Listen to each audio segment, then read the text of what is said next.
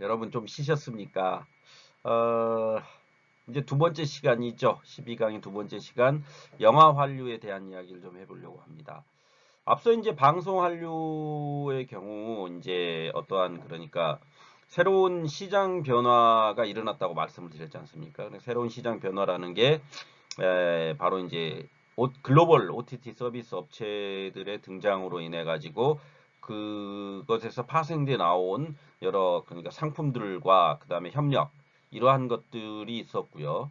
그다음에 유튜브와 연계된 어떤 쇼폼 형태의 새로운 양태의 어떤 방송 양식들이 만들어졌다, 이런 얘기들이 좀 있었습니다. 그래서 그것을 통해서 향후에 어떠한 방송 한류라는 것이 나가야 될 방향이라는 것이, 그러한 글로벌 OTT 서비스 업체와의 협력 관계를 어떤 식으로 모색을 해야 되는가라든지, 혹은 새로운 그 쇼폼의, 유튜브와 연계되어 있는 쇼폼의 형태를 어떤 식으로 발전시켜 나가야 될까에 대한 이야기를 좀 해봤습니다. 그렇다면 이제 이 영화 한류, 이제 물론 이제 그 방송 한류와의 어떤 면에서 본다면 연장선상 안에 있지요. 그래서 이러한 영화 한류 이야기를 하게 될 때 이제 가장 먼저 이야기 될 게 이제 기생충 이야기죠. 기생충. 어, 그래서 워낙 이제 이 한국 영화치고 여러 상들을 많이 받았지요. 그러니까 칸 국제영화제 어떤 황금 종려상 최고 작품상이죠. 그러니까 그것과 아카데미 4개 부분의 수상을 통해 가지고 어떤 한국 영화의 작품성과 상품성을 전 세계로부터 인정받는 게 됐죠. 그래서 봉준호 감독이라는 인물을 굉장히 이제 각인시키는 그러한 효과가 있었죠. 그래서 이제 여러분들이 잠시 후에 제가 이제 올리는 영상물에도 봉준호 감독에 관한 이야기를 좀 올려볼까 합니다. 봉준호 감독의 영화들을 저도 재밌게 본 영화들이 좀 있어서, 그가 가지고 있는 어떤 영화 세계, 그러니까 어떻게 보면 봉준호 감독은 디테일의 제왕이라고 이야기를 할 수가 있거든요. 굉장히 꼼꼼하죠. 꼼꼼하게 디테일을 굉장히 신경을 많이 쓰는 그 감독으로 제가 알고 있거든요. 그래서 그런 것들, 그러니까 이 기생충을 만들 때도 자기가 일정 부분 각본을 쓰는데 기여를 하지 않습니까? 그래서 거기 안에서 그러니까 어떠한 구도 안에서 어떻게 만들어내는지를 보면은 굉장히 꼼꼼한 감독이다라는 생각이 들더라고요. 그리고 그 봉준호 감독 이외에도 뭐 전 세계적으로 이제 알려 있는 뭐 감독들이 많죠. 한국 감독들이 박찬욱 감독이라든지, 뭐 그다음에 이창동 감독이라든지, 뭐 제가 그 굉장히 좋아하는 감독입니다. 뭐 제가 좋아한다 그래가지고 그들 뭐 하겠습니까마는, 아, 어떤 면으로 본다면 영화 한류를 만들어낸 중심이라고 볼 수가 있는 거죠. 그러니까 다양한 많은 감독들이 굉장히 한국의 어떠한 영화라는 것이 가지고 그 다양성 측면이 있다고 보거든요. 그러니까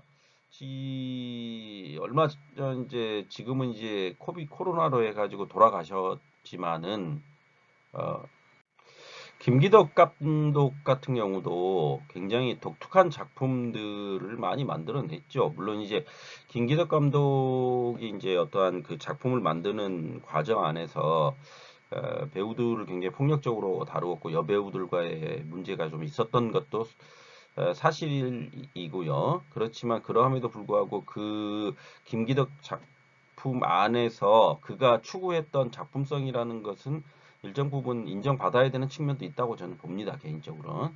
물론 이제 제 의견에 반대하시는 분들도 계실 거예요. 그렇지만은 그냥 제 개인적인 생각이기 때문에 그렇다는 겁니다.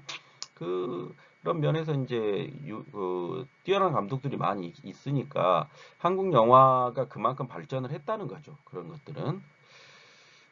그럼에도 불구하고 이제 영화 수출은 상대적으로 저조했죠. 그래서 그러니까 상대적으로 저조하다는 것은 앞선 것들에 비해서 해외 수출길이 좀 막혀버렸다라는 거죠.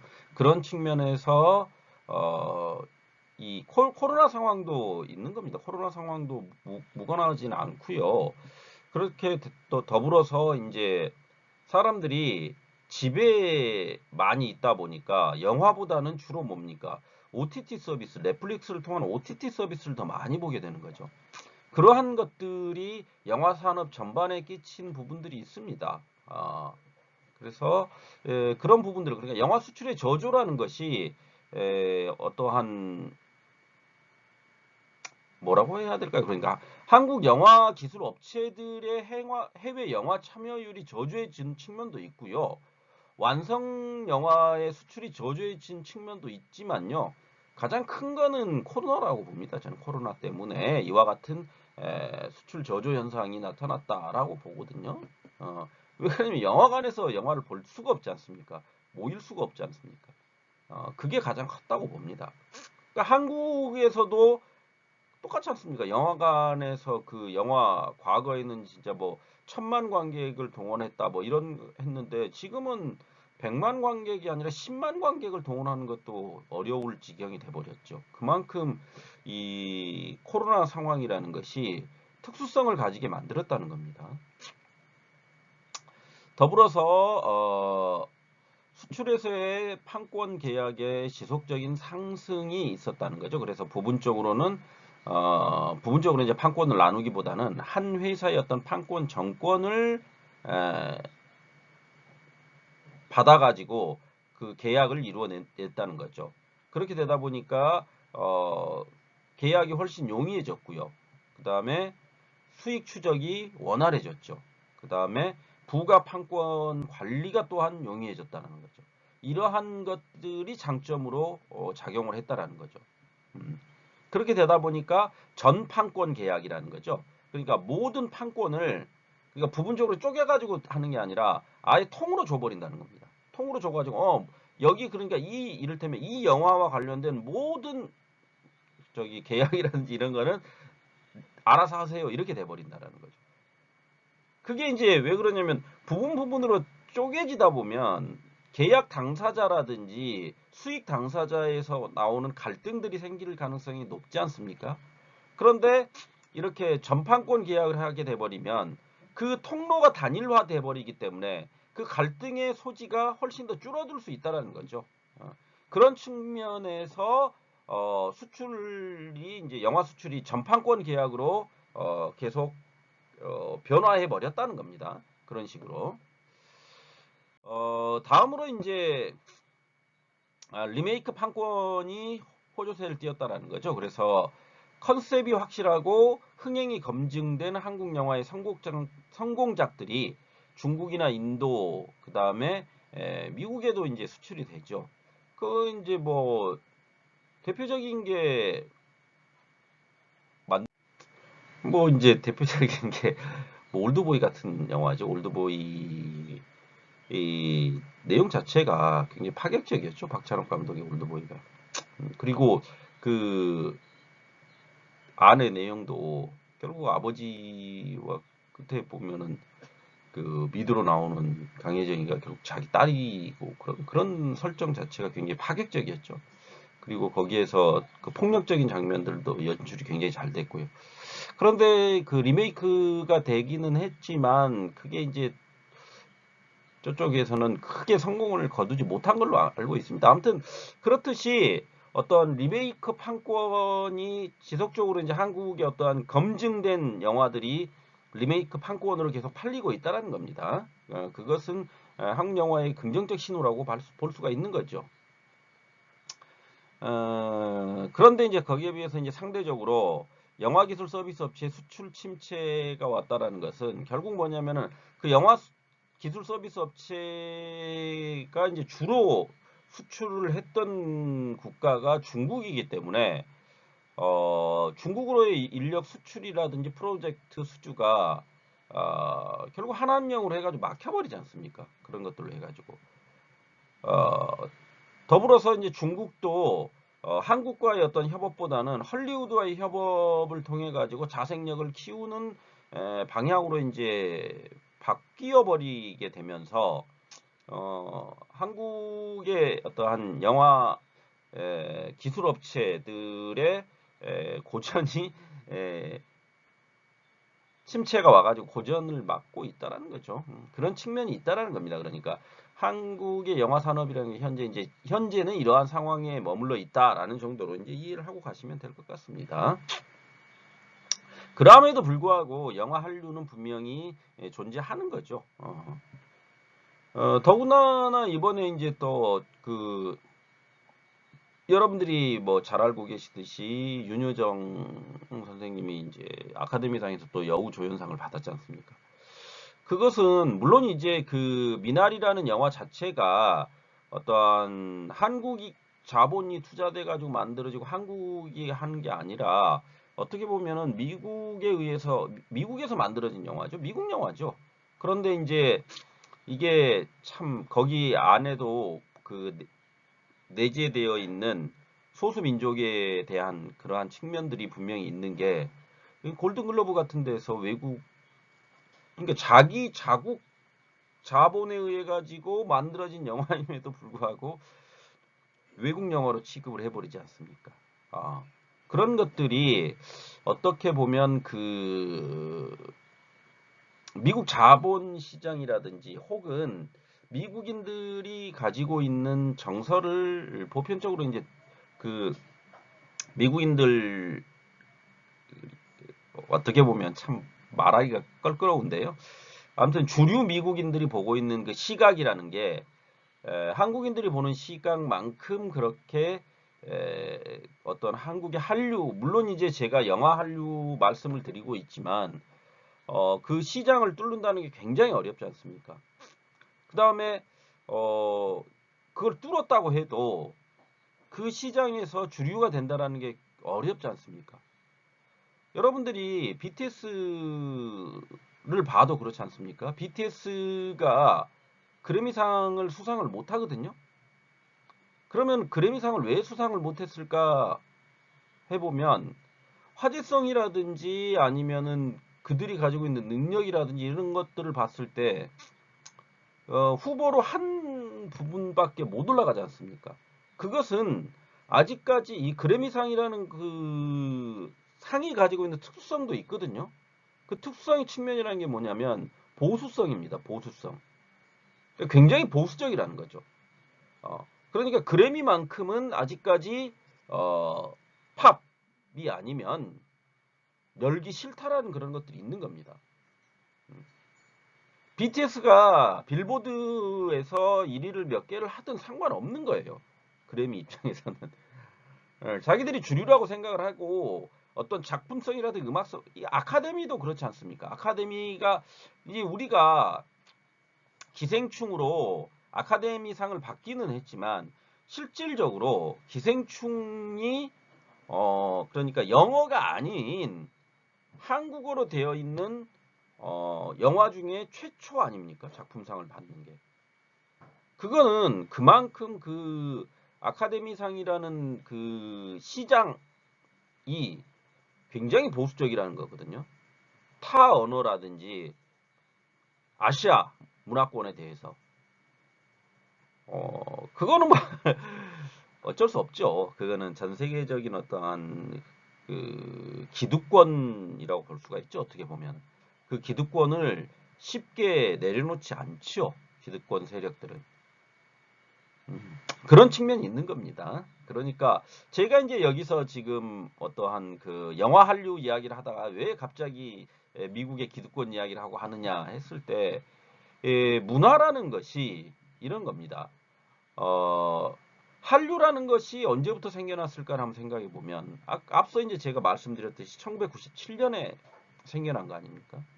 1997년에 한류가 생겨나기 전까지 한국 문화라는 것은 한국인들에게서도 일정 부분은 그렇게 뛰어난 문화 컨텐츠가 있다라는 생각을 가지질 않았었습니다.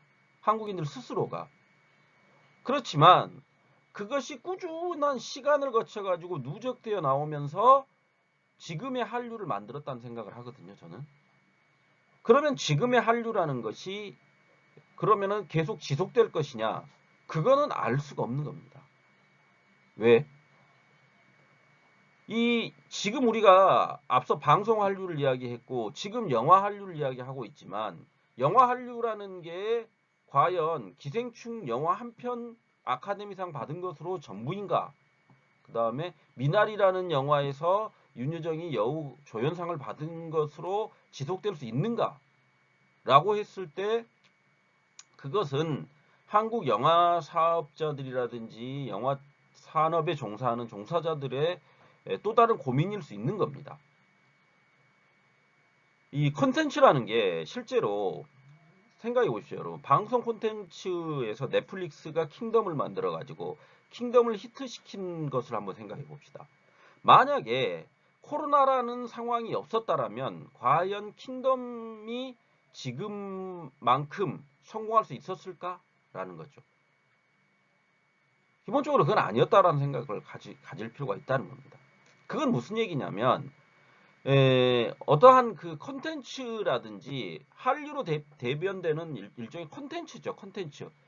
컨텐츠를 소비하는 문화 소비자들이 어떤 컨텐츠를 소비하는가를 놓고 봤을 때 그 사람들의 성격과 취향과 여러 가지 것들을 고려해야 합니다.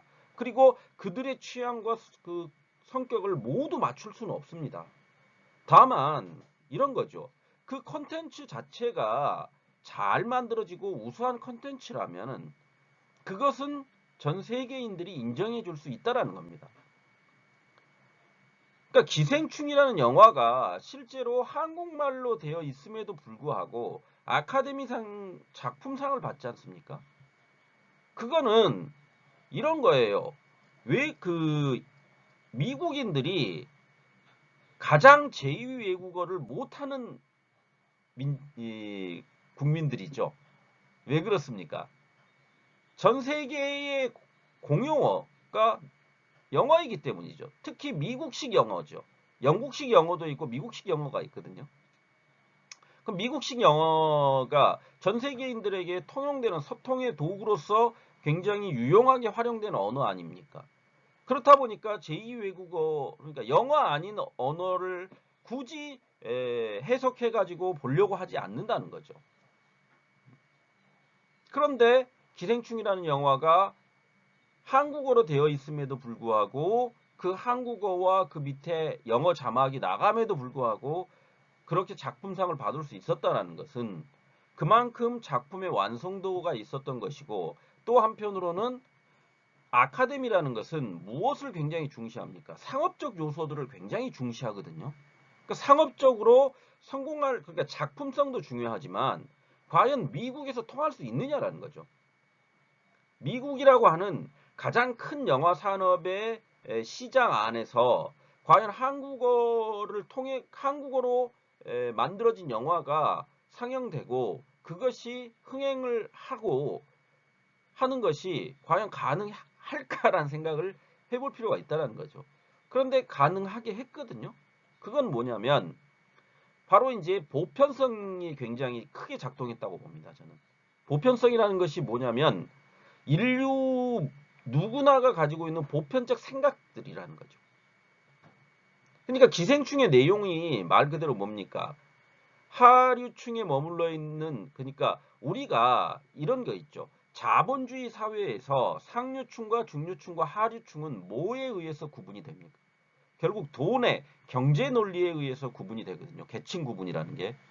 표면적으로 계층 구분이 되어 있는 건 아닙니다. 과거 중세사회와 같이 너는 귀족 계급이야. 너는 평민 계급이야. 너는 노예야. 이렇게 구분이 되어 있는 게 아닙니다. 지금 현재의 이 시대라는 게. 그렇지만 경제적 자본에 의해 가지고 계층이 구분되어 있지요. 표면적으로 보이지 않지만 표면적으로 겉으로 드러나진 않지만 그 이면에 숨어 있는 그러한 경제적 자본에 의한 계층 구조라는 게 이미 형성되어 있지 않습니까?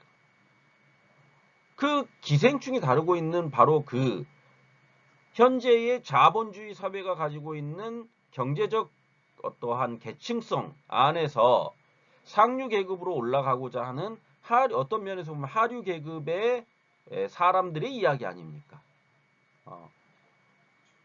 그러면 그 이야기의 내용이라는 것이 미국인들이 봐가지고도 보편적으로 아 저럴 수 있겠구나라고 인지할 수 있고 인식할 수 있고 재미있게 받아들일 수 있는 내용들이라는 겁니다.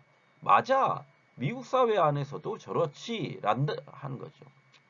미국이라는 사회 자체가 어떤 면에서 보면 미국을 비하하자고 하는 게 아니라 백인 중산층을 위한 나라죠. 미국이 가장 인권이 우선시되고 민주주의가 가장 잘된 나라라고 이야기를 하죠. 물론 그렇죠.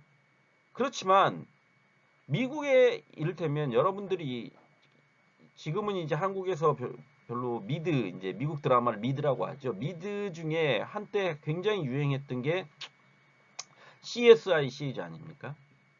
CSI 시리즈 중에 제가 이제 기억에 남는 게 CSI 마이애미였을 겁니다. CSI 마이애미의 내용 중에 한 편이 이런 게 나옵니다. 어느 날 그 CSI 마이애미에 나오는 남미 계열의 경찰관이 한 명이 있거든요. 그 경찰관을 남미의 아버지 어머니가 찾아와요. 그러면서 뭐라고 얘기를 하냐면 자기 딸이 실종된 지 지금 한 달이 넘었는데 찾을 수가 없다라고 이야기를 해요. 그래서 제발 우리 딸을 좀 찾아달라라고 이야기를 하거든요. 근데 그 남미 계열의 그 형사 이외에는 다른 형사들은 관심을 안 가집니다. 그런데 그때 마침 어떤 백인인데 총만 받는 여자 테니스 선수가 실종이 돼요. 하필. 그러니까 온 언론이 난리를 칩니다. 온 언론이 난리를 쳐요. 그래서 그 빨리 백인 유망 여자 선수를 찾아내야 된다라고 막 경찰들도 막 출동하고 난리를 치거든요. 그런데 결론은 이겁니다. 알고 봤더니 그 백인 여자 테니스 선수는 자기 남자친구하고 미롤 여행을 가려고 하다가 그냥 실종된 것처럼 돼버린 거예요. 거기에 비해서 그 남미 유망 테니스 여자 선수였던 그 여자애는 시체로 발견이 됩니다. 한 달 동안 그런 거예요. 그건 무슨 얘기냐? 미국의 주류 사회라는 것. 그다음 미국 안에서 백인이 아닌 인종으로 산다는 것이 의미하는 바가 무엇인지 있죠. 여러분들이 뭐 이거 있죠. 미국에서 예전에 재즈로 유명한 것이 뉴올리언스 아닙니까? 뉴올리언스의 그 홍수가 났을 때 어떻습니까? 흑인 시체들이 둥둥 떠다니잖아요. 백인 시체는 없습니다. 그거거든요. 그거는 무슨 얘기냐면요. 이런 거죠. 미국을 제가 비하하려고 하는 게 아닙니다. 미국이라는 사회가 가지고 있는 특성이라는 게 모든 것이 그러니까 가장 인권이 앞선 국가이면서 전 세계인들의 선망의 대상인 국가죠. 그렇지만 또 한편으로는 자본주의의 최고의 국가 아닙니까? 그러니까 모든 것이 자본의 논리에 의해서 좌지우지 되는 것이고, 그리고 그들의 주 세력, 주류라고 하는 사람들은 대부분이 뭡니까? 청교도 백인들 아닙니까? 미국의 주류는 청교도 백인들이거든요.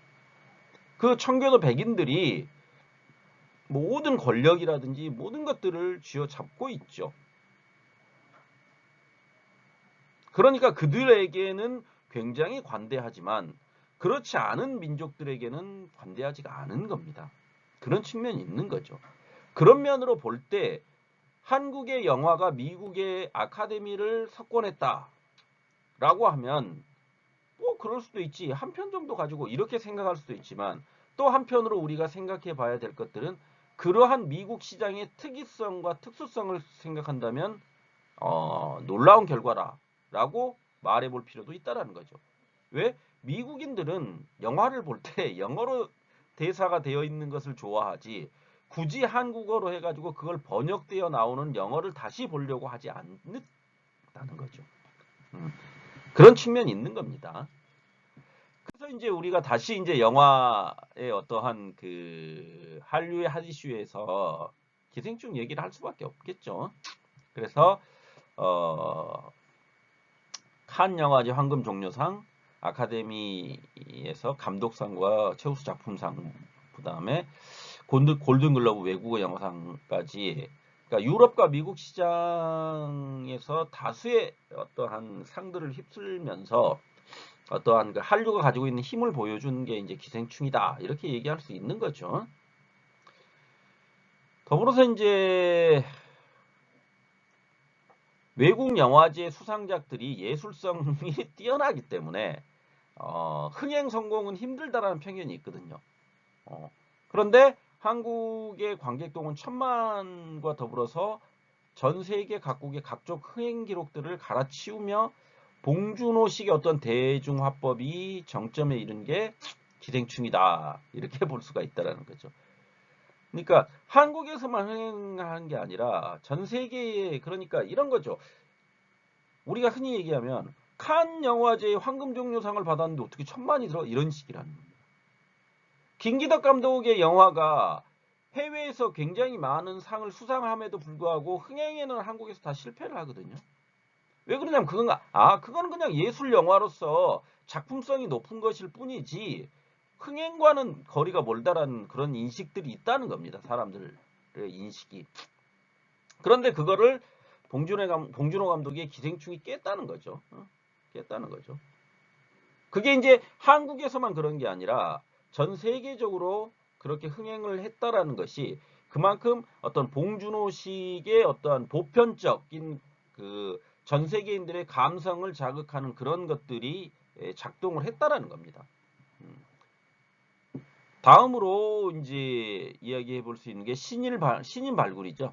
여성 감독이 희망이다라는 것은, 그러니까 신인 감독들 중에서 여성 감독이 이제 주목을 받지요. 한국 영화 안에서도. 그러니까 김보라 감독이 이제 대표적인데요. 벌새라는 독립 영화를 통해 가지고 각종 영화제 초청과 더불어서 14만 명의 관객을 동원했다라는 것은 굉장히 많은 거거든요. 독립영화 감독치고 14만. 왜 그러냐면은 이런 거죠. 앞서 말씀드렸듯이 한국 안에서의 영화 산업을 놓고 보면요. 배급사들의 횡포라는 게 굉장히 큰, 배급사의 횡포라고 봐야 되죠. 그건 뭐냐면 다양성 측면에서 보면 그렇다는 겁니다. 대표적인 배급사가 있지, 뭐 쇼박스라든지 그 다음에 CJ 엔터테인먼트라든지 뭐 이런 대형 배급사들 있지 않습니까? 그러니까 뭐 우리나라에서는 CJ 엔터테인먼트하고 그 다음에 롯데 엔터테인먼트, 그 다음에 넥스트 엔터테인먼트, 그 다음에 쇼박스 뭐 이런 정도를 보통 이제 대형 배급사라고 이야기를 하거든요. 그러면 그 대형 배급사들이 영화를 극장에 거는 데 있어서 흥행이 될 만한 것들만 건다는 겁니다. 흥행이, 그러니까 상업적으로 성공할 것 같지 않은 영화들은 잠깐 걸었다가 뭐 한 1, 2주 걸고 그냥 내려버리는 거죠. 그렇게 되다 보니까 어떤 영화 다양성 측면에서 보면 1,000만 관객을 동원하는 영화들이 많이 나오는 것이 결코 좋은 것은 아니라는 거죠. 다양성 측면에서 본다면. 왜 그러면 1,000만을 도달하기 위해서 모두 다 극장에 그 영화만을 걸어 놓는다는 거 아닙니까? 그 영화만을 걸어 놓기 때문에 다른 그 나머지 영화들은 의미 없는 영화들이 돼버린다는 거죠. 그런 것들이 독립영화의 어떤 설 자리를 잃게 만들어 버린다는 그런 측면이 있는 겁니다. 그런 면에서 본다면 김보라 감독의 어떠한 이 벌새라는 영화 자체가 14만 명의 관객을 동원했다라는 것은 대단하다는 겁니다. 왜 그러냐면은 독립영화 상영관이 실제로 한국에 별로 없거든요. 실제로. 그리고 있는 그 영화관들도 다 폐업을 하게 돼버리죠. 왜 그러냐면 상업적으로 성공할 수가 없으니까요. 당연히.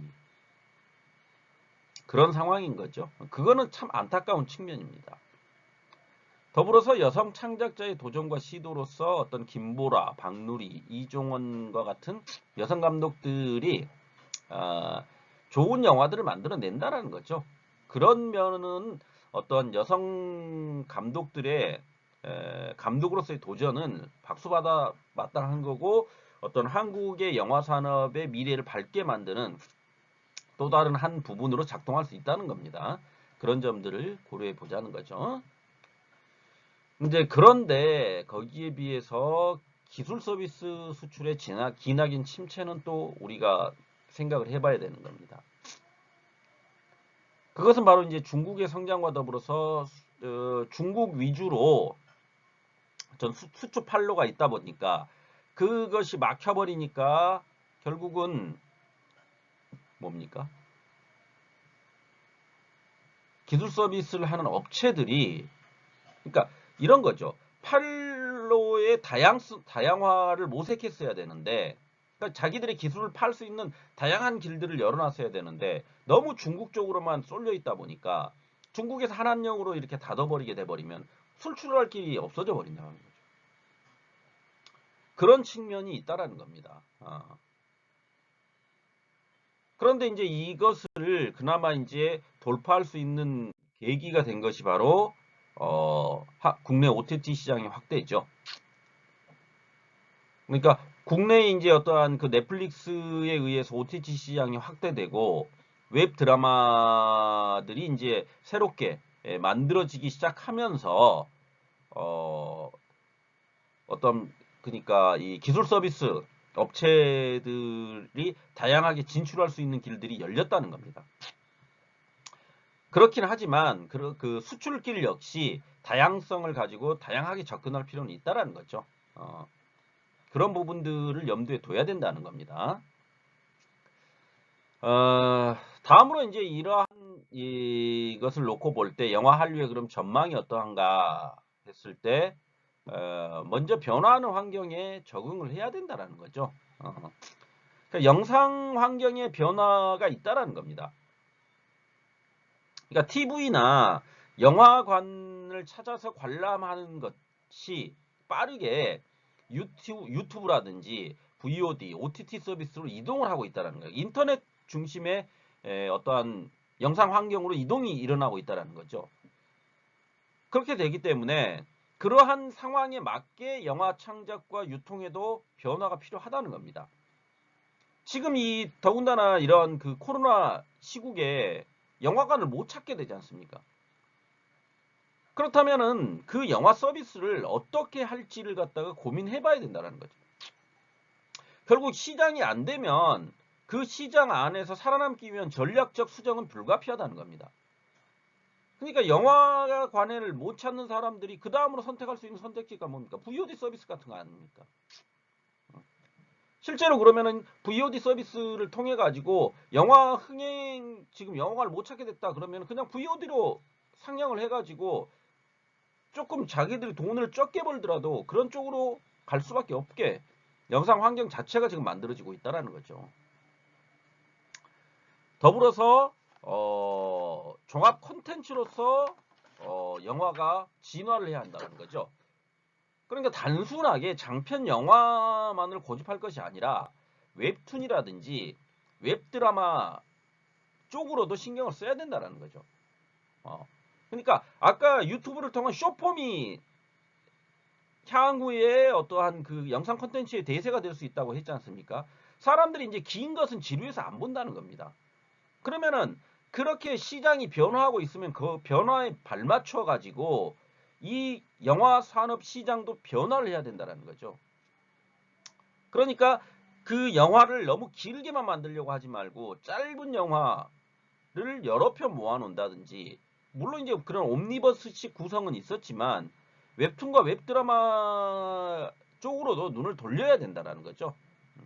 그러니까 다양한 포맷의 다양성을 가져야지 수출길도 다양성으로 전략적 접근이 가능해진다는 겁니다. 더불어서 전 세계 영화 한류를 지속하기 위한 전략 수립이 필요한 거죠. 그러니까 영화 기생충을 하기 위해서 작품상을 받기 위해서 CJ도 굉장히 노력을 많이 했거든요. 이거는 전략적 접근이라는 거거든요. 전략적 접근이 그만큼 필요하다는 겁니다. 그러니까 단순히 영화 만드는 데만 그칠 게 아니라 만들어진 영화를 어떻게 유통시킬까? 그 유통의 과정까지 충분히 고려를 해가지고 전략적 접근을 해야 된다는 거죠. 그리고 주 관객층을 어디로 할 것인가?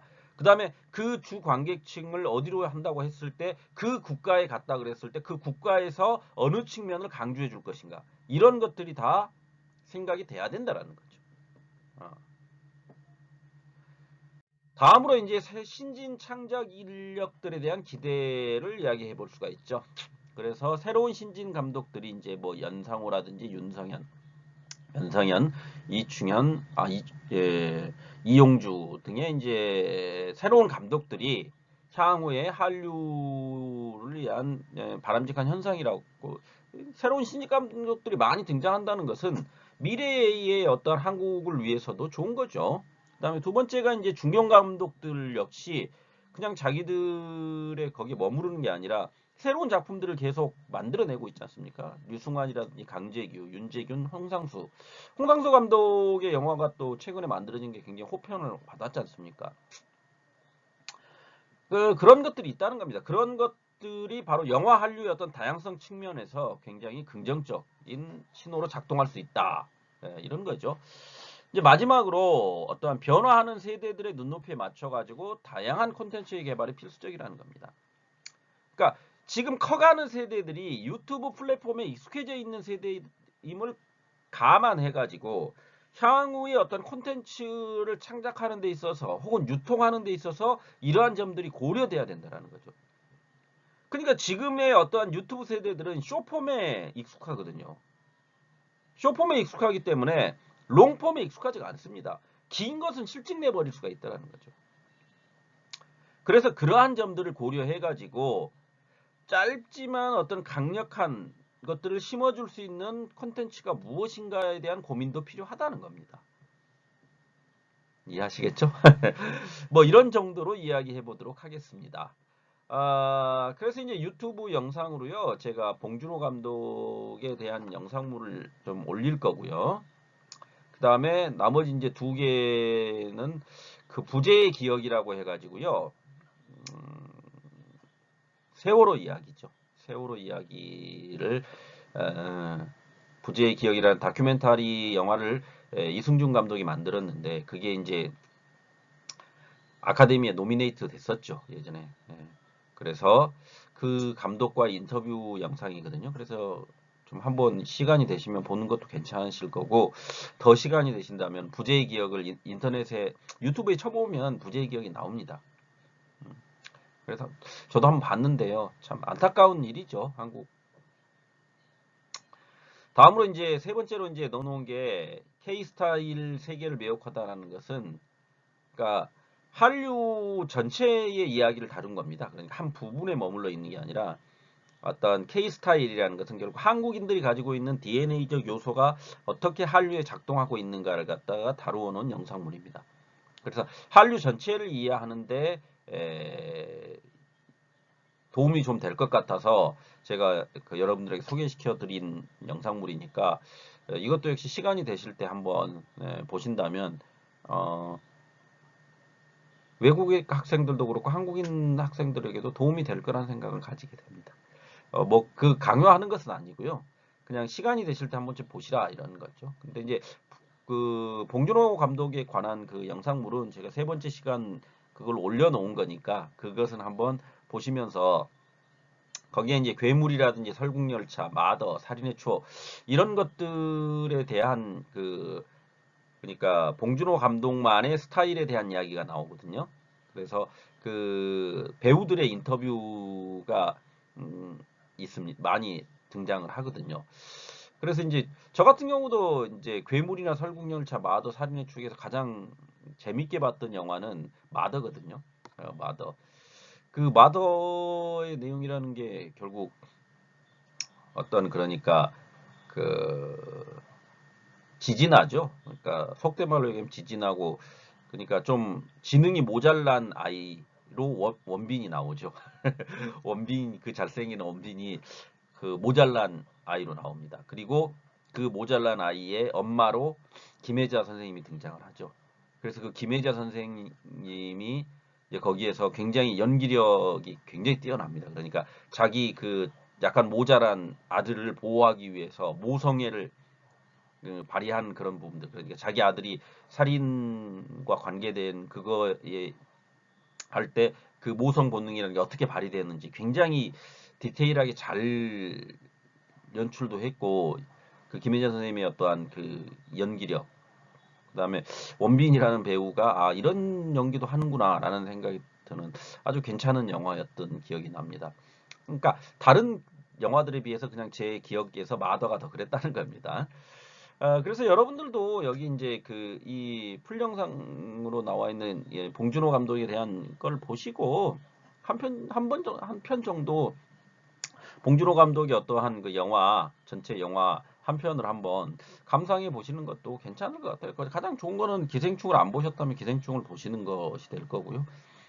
다음으로 이제 뭐 괴물이라든지 설국열차, 마더, 살인충 뭐 그다음에 뭐 넷플릭스하고 같이 만들었던 게 봉자든가 아마 그렇게 될 든가 아마 그럴 겁니다. 그래서 그런 영화 중에 하나를 찾아서 보시면 어, 영화 한류의 어떤 부분을 좀 이해할 수 있지 않을까 그렇게 생각을 합니다. 어, 이상으로 마치고요. 또 하다 보니까 또 40분이 넘어버렸네요. 제가 좀 말이 많았습니다. 좀 한 30분으로 끊으려고 했는데 아무튼 듣느라고 수고들 하셨고요. 이제 다음 주는 이제 한류의 마지막 시간으로 음식 한류와 웹툰 한류에 대한 이야기를 좀 해보도록 하겠습니다. 듣느라고 수고들 하셨습니다. 감사합니다.